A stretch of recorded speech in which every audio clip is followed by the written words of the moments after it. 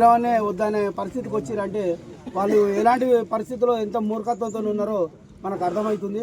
కావున మనందరం గ్రహించాల్సింది ఏంటంటే అంబేద్కర్ రాసిన రాజ్యాంగాన్ని వాడుకుంటారు. ఇలా కులానికో ఏ మతానికో రాయలేదు అంబేద్కర్.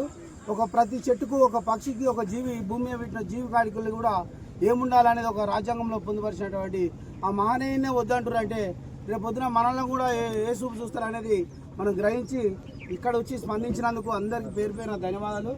ఈ విగ్రహాన్ని మాత్రం మాదారం గ్రామ పంచాయతీలో ఇప్పుడు ఎక్కడైతే నిర్ణయించారో అదే ప్లేస్లో విగ్రహం పెట్టే వరకు ఇక్కడ ఉన్న అన్ని కుల సంఘాలు, రాష్ట్రంలో ఉన్నటువంటి అన్ని దళిత సంఘాలు, ఎంఆర్పిఎస్ నుంచి మందకృష్ణ మాధవ్ గారి పిలుపు మేరకు మేము కూడా వచ్చి ఈ ఊరిని సందర్శించడానికి ఈరోజు రావడం జరిగింది.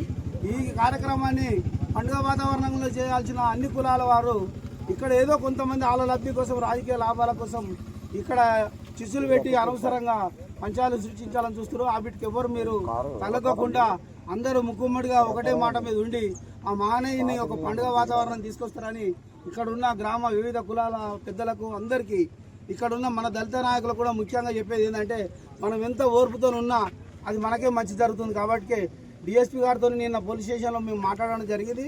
ఆ విగ్రహాన్ని అక్కడ తీసే ప్రసక్తే లేదని చెప్పడం జరిగింది. మీరు కూడా అందరూ కట్టుగా ఒక్కటే మాట మీద ఉండి ఈ విగ్రహాన్ని ఇక్కడ నిలబెట్టేదాకా మనకే విభేదాలు సృష్టిస్తారు. కాబట్టి ఎవరి మాటలు నమ్మకుండా ఏదున్నా మనం కూర్చొని సామరస్యంగా వాళ్ళతో కూడా వివాదాలకు పోకుండా ఈ విగ్రహాన్ని ఇక్కడనే పెట్టాలని కోరుతూ ప్రతి ఒక్కరూ ఏ సంఘమైనా ఏ గొడుగు కింద పనిచేసినా మనం జాతి గురించే పనిచేస్తున్నాం. కాబట్టి అందరు కలిసికట్టుగా వచ్చి మాదార గ్రామం మన ఎంఆర్పిఎస్ కావచ్చు, ఇంకా ఏదైనా ఉండొచ్చు, అందరు ఏదైనా అందరు కలిసికట్టుగా ఉండి ఈ విగ్రహం ఆవిష్కరణ అయ్యేంత వరకు ఒకటే మాట మీద ఉండాలని కోరుతూ